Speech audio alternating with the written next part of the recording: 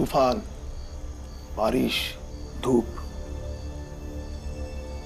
भूकंप जैसी मुसीबतें रिश्तों में आती है, लेकिन मुसीबत आते ही रिश्तों को तोड़कर हम भागकर तो नहीं जा सकते ना। सेठ जी जैसे लोग तुम्हें जीवन भर मिलेंगे, हर मोड़ पर मिलेंगे। वो तुम्हें आगे बढ़ने से रोकेंगे, लेकिन तुम्हें किसी भी हाल में रुकना नहीं है, बल्कि आगे बढ़ना है। वैसे ही रिश्तों पर संकट आएंगे, लेकिन उस रिश्तों को भी संकट से बचाना है।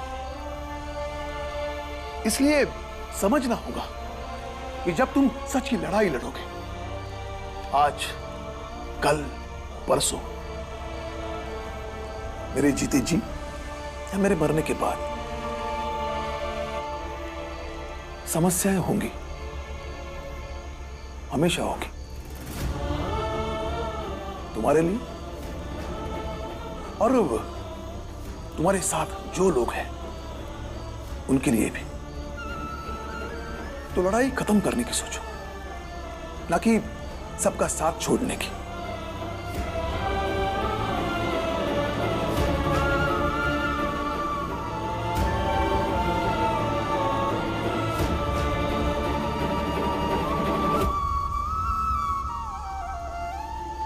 तुम ही सोच लो इसका क्या करना है।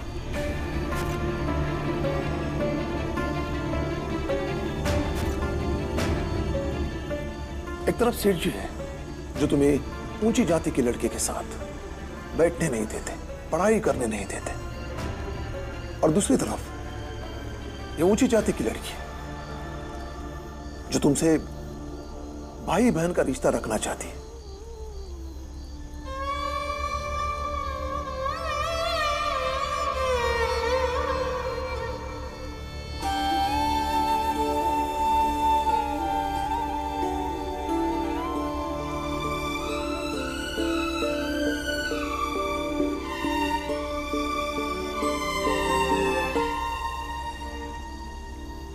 बाबा, दुआ नहीं दीजिए। क्यों? पैसों का क्या करेगा? मुझे पता है ये क्या करेगा।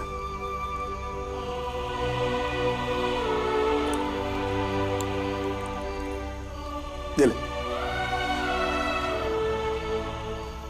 खुश?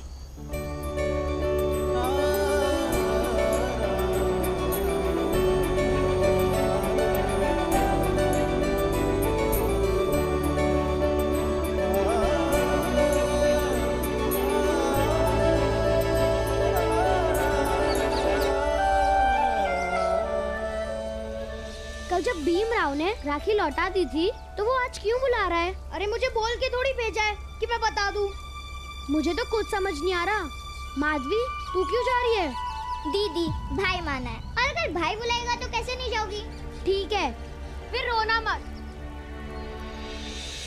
अरे बाप रे, इतना सारा! क्या है ये सब भीमराव? अपनी बहन के लिए लाया हूँ ये सब। तू क्यों लाया है? कल इतना सुना है वो कम था क्या? माफ कर दो दीदी आप, और बहन तुम भी माफ कर दो। नहीं माफ कर रही मैं। ये मिठाई देने से तुम्हें लगता है कि मैं सब भूल जाऊंगी? ये तुमने मेरी राखी लौटा दी थी। तुम्हारा क्या है? आज बहन बोल रहे हो, कल को बोलोगे हम भाई बहन नहीं रहे। रिश्ते खिलौने नहीं होते जो टूटते जुड़ते रहे। माफ कर दो दीदी आप, गलती हो गई। और गलती का एहसास हुआ तभी तो पापा से दुआ ने मांगी ना, और सुबह सुबह बाजार गया और ये मिठाई खरीदी। और फिर आनंद भैया कहते रह गए कि मुझे एक मिठाई दे दो ना मुझे एक। लेकिन सब अपनी बहन के लिए ले आया, और उसके बदले आप बस डांटे ही जा रहे हैं। इतना सुना ना सुना दो, गलती हुई है सुनूंगा, मगर ऐसे जाऊंगा नहीं। और साथ में राखी भी लाया, और मुझे माफ कर दो और बांध दो।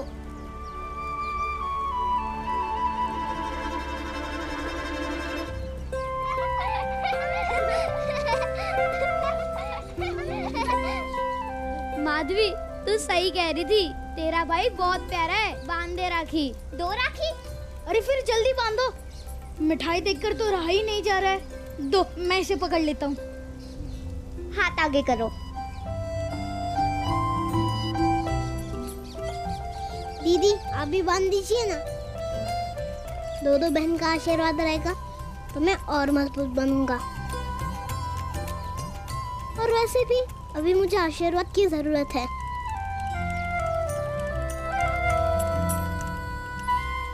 और जोर से बांधना, क्योंकि मुझे पूरे समाज से शिक्षा के लिए लड़ना है। जो शिक्षा से वंचित हैं, उन्हें शिक्षा दिलाने के लिए लड़ना है। चाहे वो छोटी जाति के बच्चे हों या बड़ी जाति की लड़कियां, सबको पढ़ाई की जरूरत है। उन्हें पढ़ाई दिलाने के लिए लड़ना है।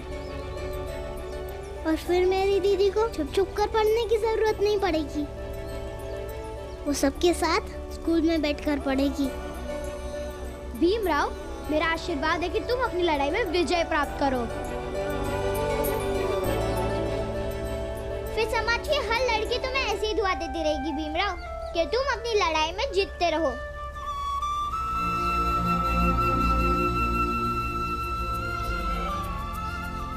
अब बहन ने ऐसा कह दिया तो भाई जरूर जीतेगा। ओए, मेरी बहनों के लिए।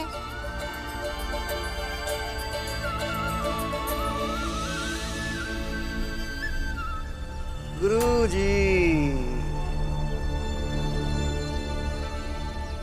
हमें तो मजाक लगा था मंगेश, लेकिन गुरुजी ने तो सच में इस्तीफा दे दिया। सेठ जी, मुझे बहुत चिंता हो रही है। अब गुरुजी का घर कैसे चलेगा? कहीं इनके बीबी बच्चे भूखे ना मरने लगे। सेठ जी, ज्ञान आपकी तिजोरी में रखे हुए गहनों की तरह नहीं है।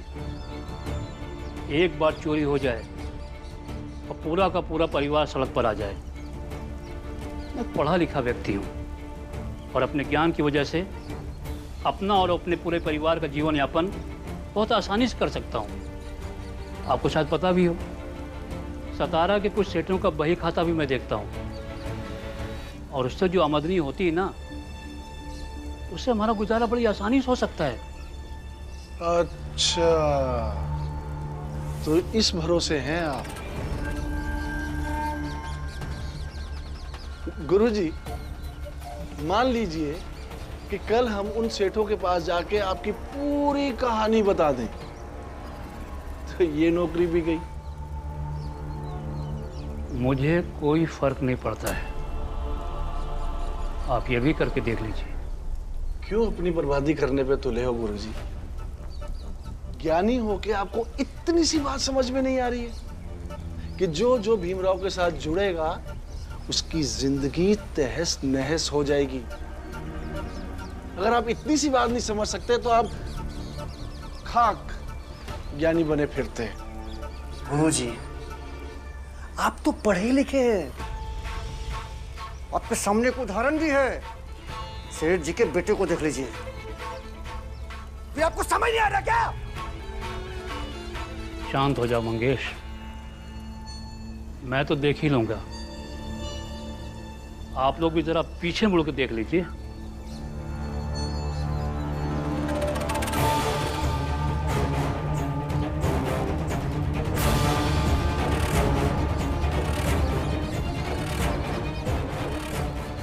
चलो यहाँ से गुरुजी। कहाँ चल दिए पिद्दी? बोल तो तू ऐसे रहा है जैसे अंग्रेजी अफसर की तरह सेना तैयार करेगा। हाँ, तो सेना बनाएंगे, जरूरतमंद लोगों की और आपसे पीड़ित लोगों की। और उस सेना की ताकत किसी अंग्रेजी सेना की ताकत से कम नहीं होगी। और हाँ सेठ जी, आप तो स्कूल का चक्कर लगाते ही रहते हैं, तो अब रोज लगाना शुरू कर दीजिए, क्योंकि इसी विद्यालय से अब सतारा का नया सवेरा उगेगा।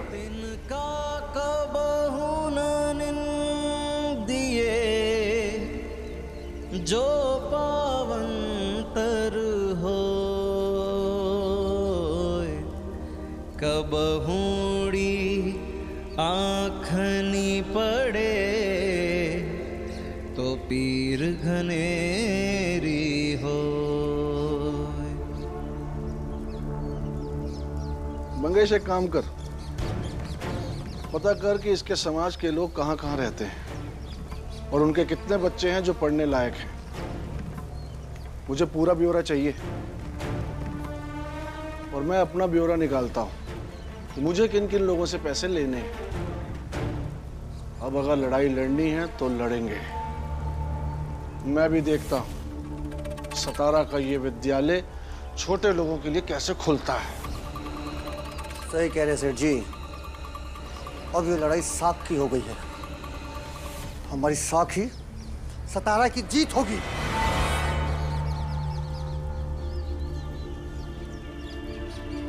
नमस्ते गुरुजी। नमस्ते गुरुजी। नमस्ते नमस्ते। नमस्ते काका। अब हमने बच्चों को पढ़ने भेजिए। हाँ, भीमराव की तरह अगर दूसरे बच्चे भी विद्यालय आएंगे तो क्या विद्यालय में किसी और को जाने ही नहीं देंगे? और अगर कोई जाने की कोशिश करता भी है तो ये बड़ी जात वाले उसके हाथ पर तोड़ देंगे। ऐसे कैसे तोड़ देंगे? अगर हम सब लोग मिलकर अगर प्रवेश द्वार तक पहुंच गए ना तो हमारी ताकत से कोई ना कोई रास्ता तो निकल ही आएगा जिससे प्रवेश द्वार खुला जा सके। देखो भीमराव, तुम्हारी वार्ता में दम होता है, लेकिन हम लोग हमेशा उनसे संघर्ष नहीं कर सकते। और फिर जो हम काम करते हैं वो काम तो हम बिना पढ़े लिखे भी कर सकते हैं। अब गली मोहल्ले की साफ सफाई और उसकी गंदगी साफ करने के लिए पढ़ने लिखने की भला क्या जरूरत है? जरूरत है, क्योंकि तभी लोगों के मन की गंदगी साफ हो सकती है। आप समझ सकते हैं कि आपको भी इंसान होने का हक है। आप उन्हें समझा सकते हैं कि आप लोगों को भी इंसान होने का हक मिलना चाहिए। इसलिए भीमराव जैसे कह रहा है ना, संघर्ष करने के लिए आप लोग कीजिए ताकि आपकी आने वाली पीढ़ी को संघर्ष न करना पड़े। और अभी आप लोग जो अपने हक से वंचित हैं ना, आपके बच्चों को उस हक से वंचित ना होना पड़े। समझ रहे हैं आप लोग? और आज तक आपको उनकी गलियों से, कुओं से, मंदिरों से, घाटों से और विद्यालयों से दूर रखा जाता है। हम धर्म का कार्य करते हुए भी धर्म का हिस्सा नहीं है, लेकिन शिक्षा ग्रहण करने के बाद हमारे साथ ऐसा करना कठिन होगा। और अगर आप लोगों को मेरे दोस्त भीम पर विश्वास है तो कृपा करके भेजिए। अपने बाप को मैं संभाल लूंगा।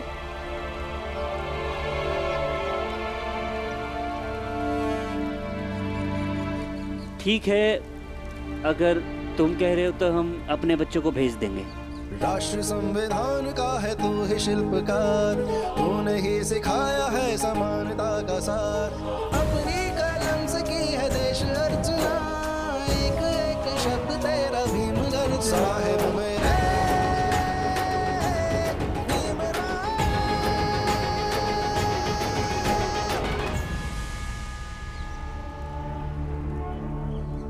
सुनो, तुम लोगों ने कुछ समय पहले मुझसे पैसे उधार लिए थे, उसका सूद अभी भी बचा हुआ है। चलो निकालो पैसे। सूद? लेकिन सेठ जी, पैसे तो मैं दे चुका हूँ। अरे बेवकूफ, वो मूल था, सूद अभी बाकी है और अब सूद मूल से ज्यादा हो गया है। अरे यकीन नहीं होता तो खाता देख लो। मंगेश खाता दिखा इसे। देख, ये देख, लगा हुआ है ना अंगूठा इसमें तेरा। पर ये मैं कैसे समझ सकता हूँ? मैं थोड़े ना पढ़ा लिखा हूँ। तो फिर हम जो कहते हैं वो मान लो और निकालो पैसे। देख, अंग्रेजी पुलिस आएगी, उल्टा टांग के मारेगी फिर। चलो पैसे निकालो। देखिए सेठ जी, पैसे तो नहीं है मेरे पास, कैसे चुका पाऊंगा मैं? कोई बात नहीं, सेठ जी जो कह रहे वो मान लो। जान बच जाएगी, फिर आराम से पैसे देते रहना। क्या चाहते हैं सेठ जी? कुछ खास नहीं, वो जो अंबेडकर गुरुजी और भीमराव आप लोगों को समझा के गया है ना, उनकी बातों में मत आना। अपने बच्चों को विद्यालय में मत भेजना, बस। याद रखना।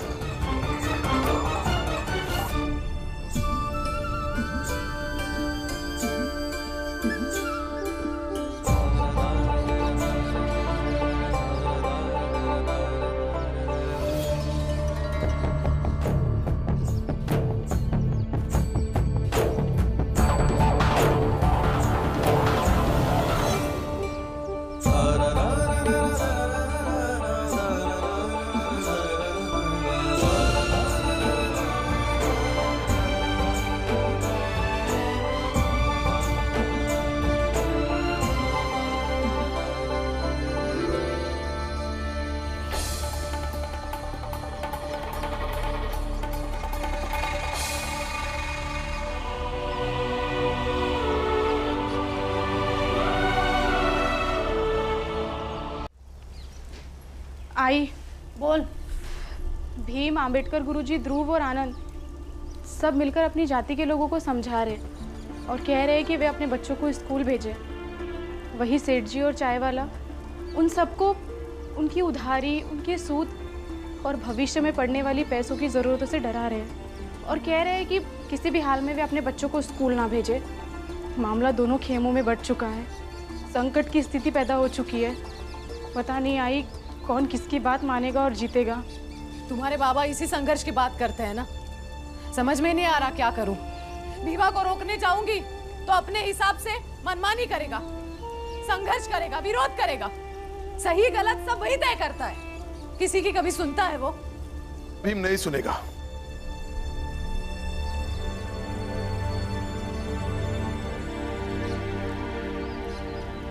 बल्कि उसकी सही बात है पूरी दुनिया सुनेगी। गांव में 2 खेमा बना है, अच्छी बात। हार और जीत का फैसला एक बार में हो जाएगा। ये सब करने से जिसको चाहे जो मिलता हो, जिसकी हार हो, जिसकी जीत हो, ये सब करके मैं अपना बेटा नहीं हार सकती। भीमा बाई, अपनी चिंताओं से और ममता से भीम की मंशा को कमजोर मत बनाओ। आपने तो जीवन भर कहानियां सुनाई हैं हमें। फौज से आते थे लौट के तो घर में बैठ के अफसोस करते थे कि मुट्ठी भर चीजों के लिए हमने सब कुछ बर्बाद कर दिया। तो क्या मैं अब सब कुछ बर्बाद होते देखती रहूं? भीमा बाई,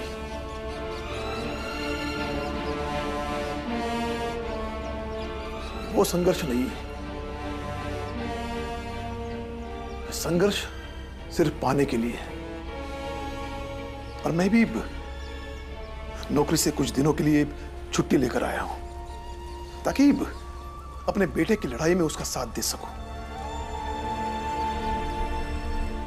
क्योंकि पढ़ाई के प्रति उसकी जो अवधारणा है उसे मैंने ही बनाई है। इसलिए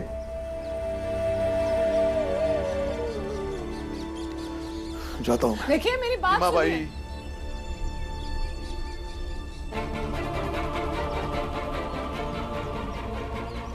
भीमा बाई, मंजुला की शादी के मसले में मैं तुम्हारे साथ था, लेकिन इस मसले में मैं मेरे बेटे के साथ हूं क्योंकि मैं उसका बाप हूं। और सबसे पहले मैं एक हक की लड़ाई लड़ने वाले योद्धा के साथ हूं।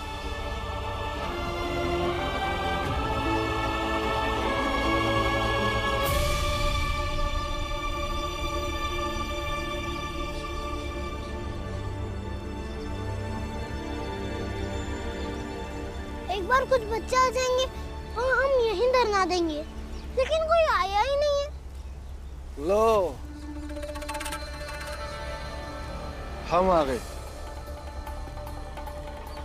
और अब इतना जान लो कि हमारे सिवा यहाँ कोई नहीं आएगा।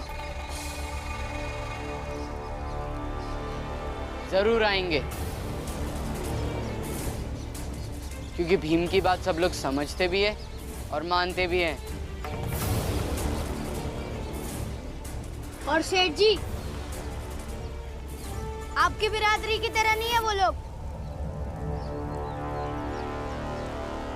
जो साथ रहने का दिखावा करते हैं और मौका मिलते ही भाग जाया करते हैं। जरूर आएंगे। मेरा विश्वास है उन पर और उनका विश्वास है मुझ पर।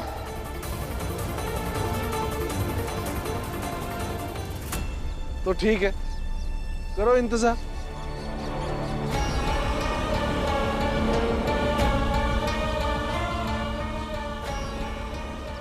आज हम भी देखते हैं तुम्हारे विश्वास की धज्जियां कैसे उड़ती हैं।